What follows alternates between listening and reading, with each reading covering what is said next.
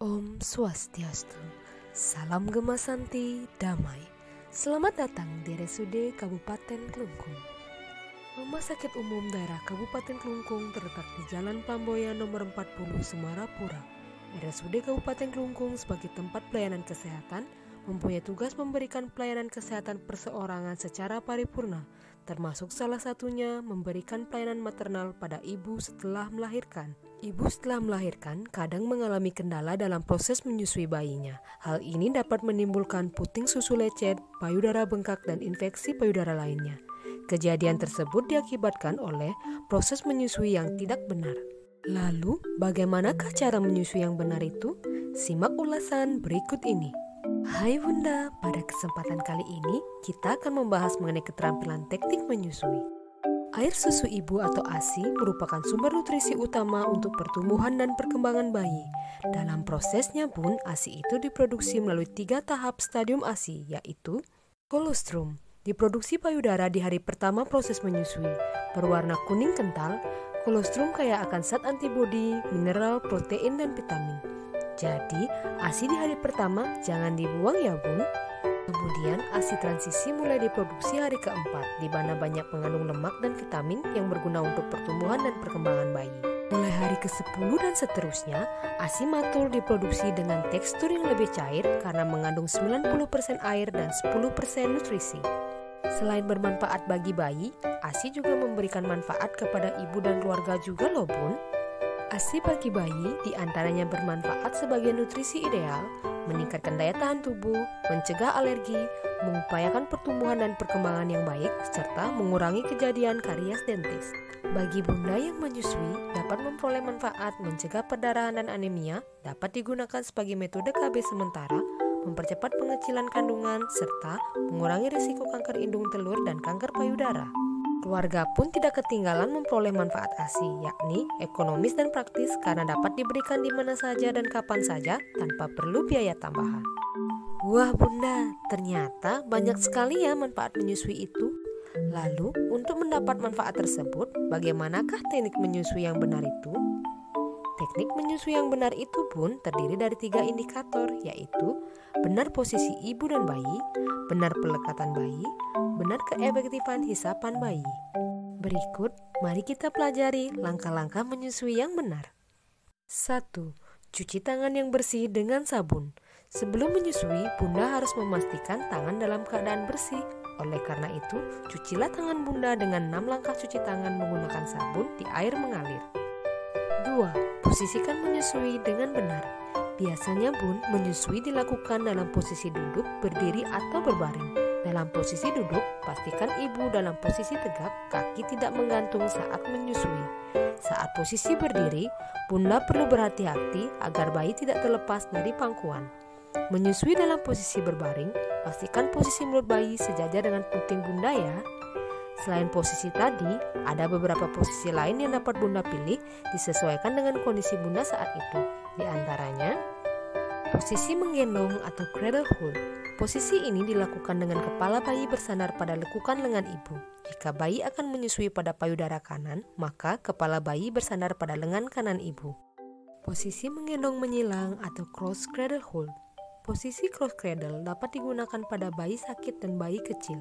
Pada posisi ini, jika bayi akan menyusui pada payudara kiri, maka kepalanya akan disangga oleh tangan yang berlawanan, yaitu tangan kanan ibu.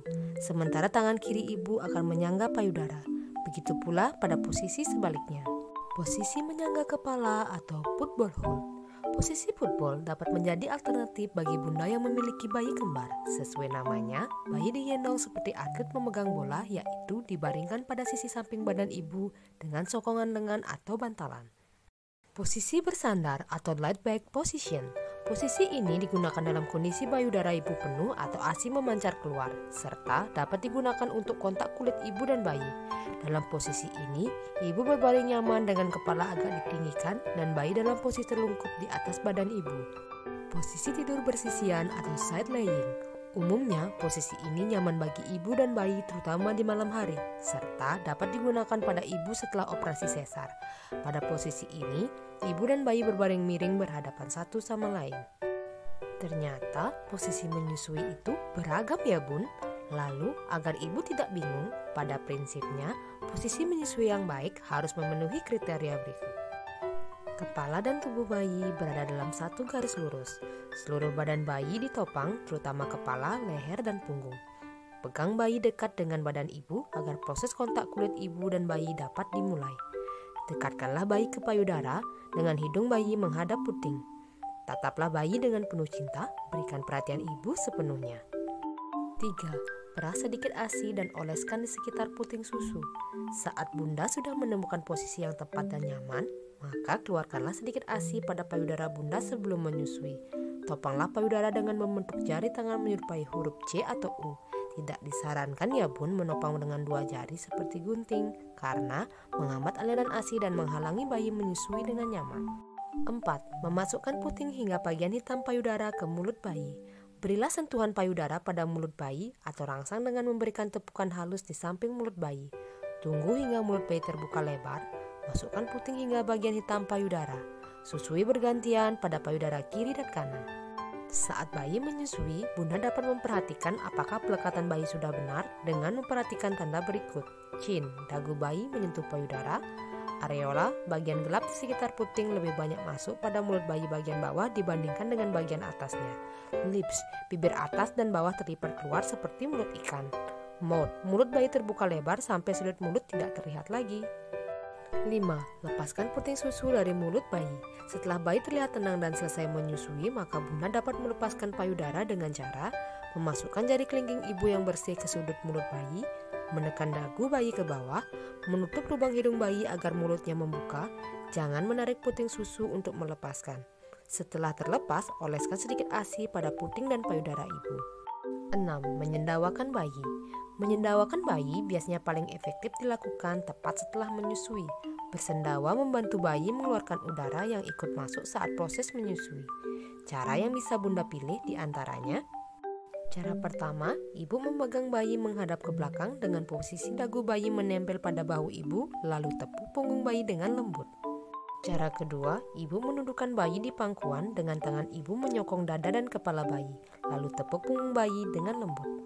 Cara ketiga, bayi dibaringkan di pangkuan ibu dengan posisi perut bayi menghadap ke bawah, kepala bayi harus lebih tinggi dari dadanya, kemudian tepuk punggung bayi dengan lembut.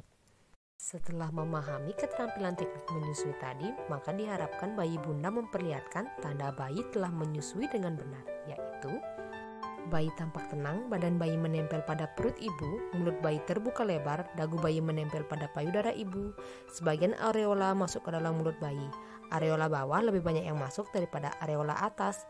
Bayi tampak menghisap kuat dengan irama perlahan, puting susu tidak terasa nyeri, telinga dan lengan bayi dalam satu garis lurus, kepala bayi agak menengadah. Demikianlah tadi informasi mengenai keterampilan teknik menyusui. Semoga bunda yang sedang dan akan menyusui dapat menerapkan teknik tersebut dan memperoleh seluruh manfaat pemberian ASI. Sampai jumpa lagi ya bun.